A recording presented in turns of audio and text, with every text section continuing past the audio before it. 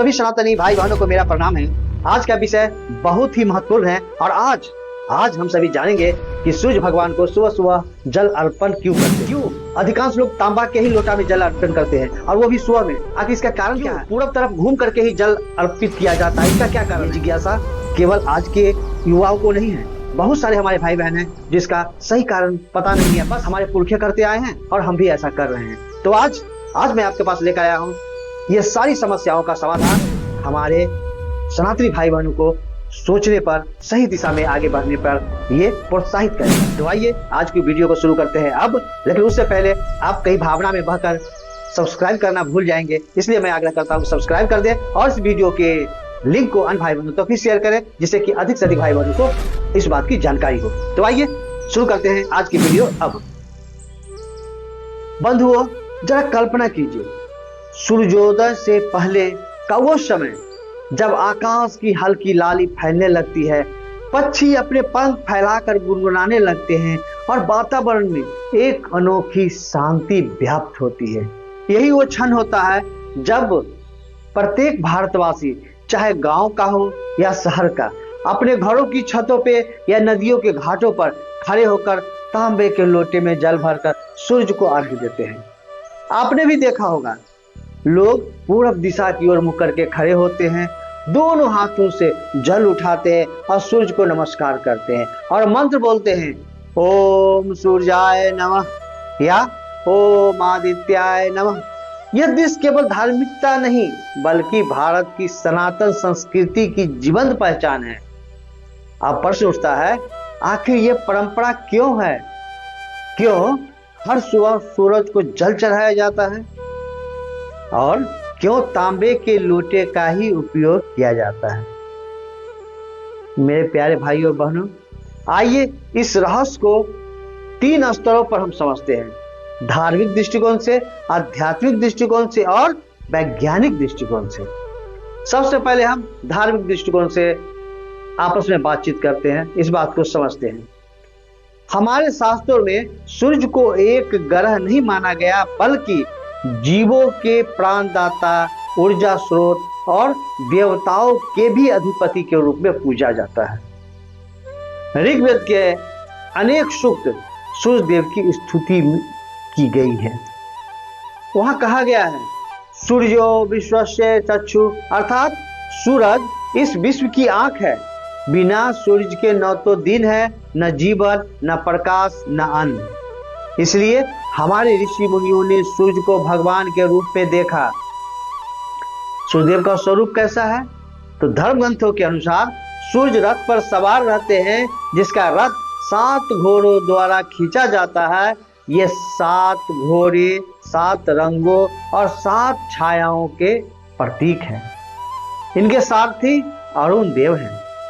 सूर्य की यह सवारी केवल एक रूपक नहीं है बल्कि यह प्रकृति के रंगों, ऊर्जा और समय के 7 आयामों का संकेत देती है। और सूर्य को प्रतिदिन अर्घ्य क्यों दिया जाता है? हम उस शक्ति को प्रणाम करते हैं जो हमारे जीवन में प्रकाश, शक्ति और चेतना भरती है। वेदों में कहा गया है, आदित्याय ध सर्वदेवानम, अर्थात सूर्य ही सब देवताओं के मूल हैं। इसलिए जब हम सूर्य को जल चढ़ाते हैं तो यह केवल सूर्य की नहीं बल्कि संपूर्ण सृष्टि की ऊर्जा का सम्मान है। अब आइए आध्यात्मिक दृष्टिकोण से हम सभी इस बात को जानते हैं। आध्यात्मिक दृष्टिकोण, बंधुओं, हर धार्मिक क्रिया का एक गहरा आत्मिक विज्ञान होता है। सूर्य को जल अर्पित करना दरअसल ध्यान की सबसे सरल प्रभावशाली साधना है। ये सूर्य और आत्मा का संबंध उपनिषदों में कहा गया है, आदित्य आत्मा जगतस्थुश्च, अर्थात सूर्य ही चल अचल जगत की आत्मा है। जब हम सूर्य को देखते हैं तो हम केवल बाहरी प्रकाश नहीं देख रहे होते हैं, हम अपनी आंतरिक चेतना के प्रकाश से जुड़ रहे होते हैं। सूर्य का ध्यान करने से मन की चंचलता घटती है और भीतर एक उज्जवल शांति उतरती है। जल अर्पण करने का एक यौगिक रहस्य भी है। जब हम दोनों हथेलियों को जोड़कर अपने सर के ऊपर से सूरज की ओर जल अर्पित करते हैं तो हमारे हाथों के बीच एक ऊर्जा वृत्त यानी एनर्जी लूप बनता है। सूरज की किरणें उस जल से होकर हमारे नेत्र और मस्तिष्क तक पहुंचता है। यह दृश्य, ध्यान दीजिएगा, यह दृश्य रूप से अद्भुत होता है। जल की धारा में सूरज का प्रतिबिंब, चमकती किरणें और मन में भक्ति भाव, यह सब मिलकर एकाग्रता और ध्यान की गहराई को बढ़ाता है। यह वही क्षण होता है जब हम कहते हैं ओम सूर्याय नमः, अर्थात मैं तुम्हें नमस्कार करता हूं हे जीवन दाता।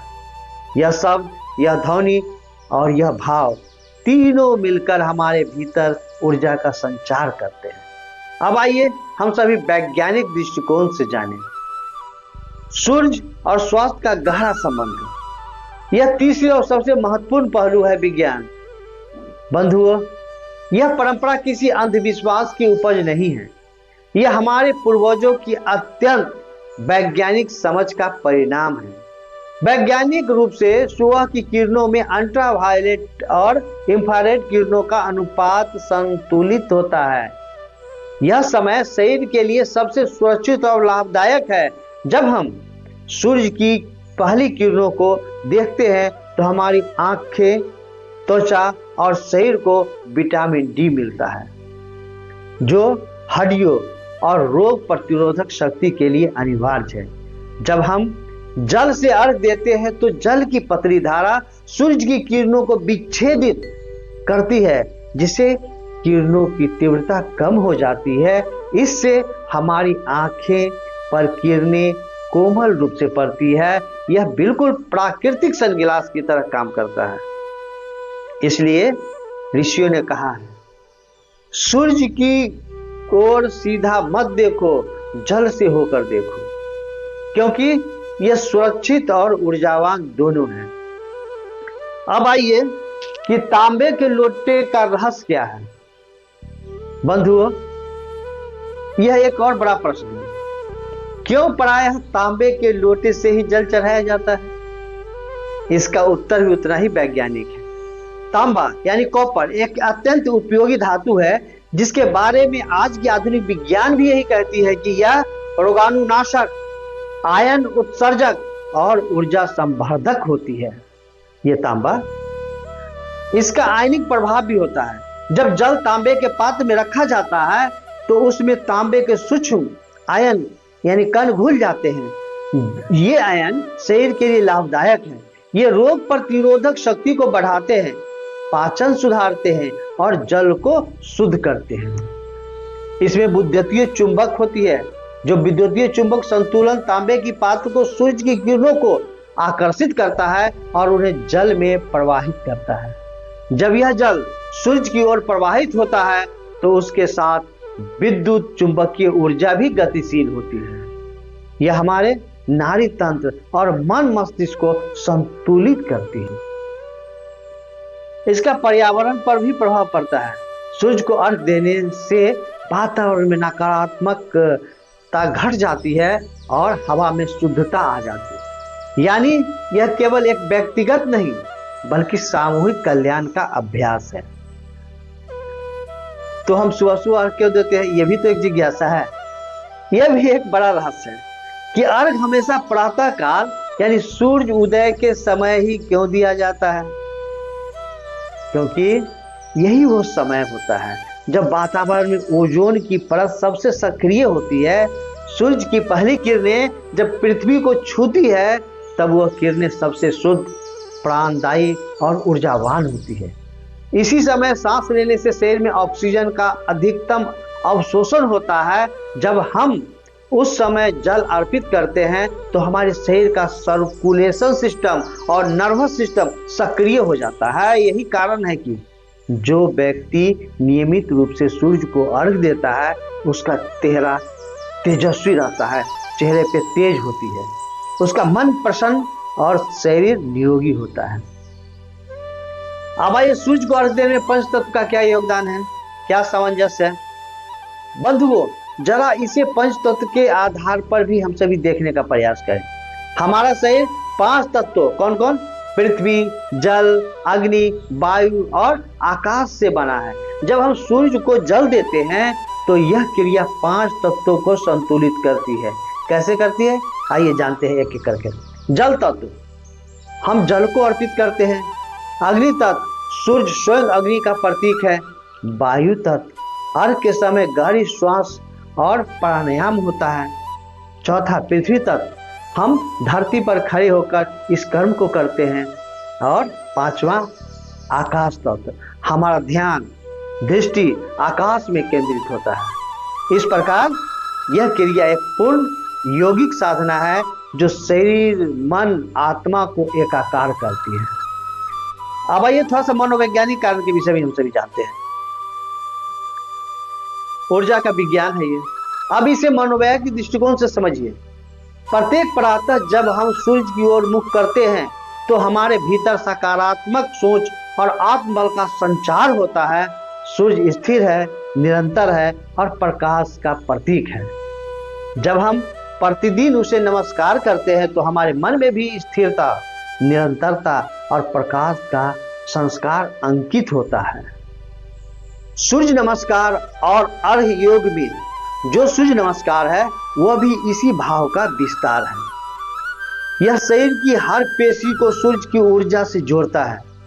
इसलिए प्रातः काल सूर्य को अर्घ देकर सूर्य नमस्कार करना आत्मिक और शारीरिक दोनों स्तरों पर सबसे संपूर्ण प्रक्रिया मानी गई। अब हम सब जानते हैं कि शास्त्रों में इसके विषय में क्या उल्लेख मिलता है।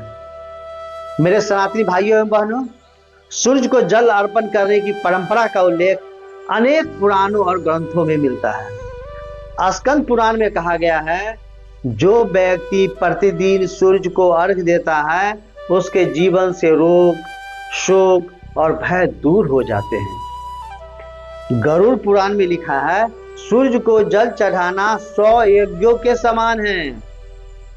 महाभारत में युधिष्ठिर ने भी कहा है, सूर्य उपासना से व्यक्ति को धन, आरोग्य और यश की प्राप्ति होती है।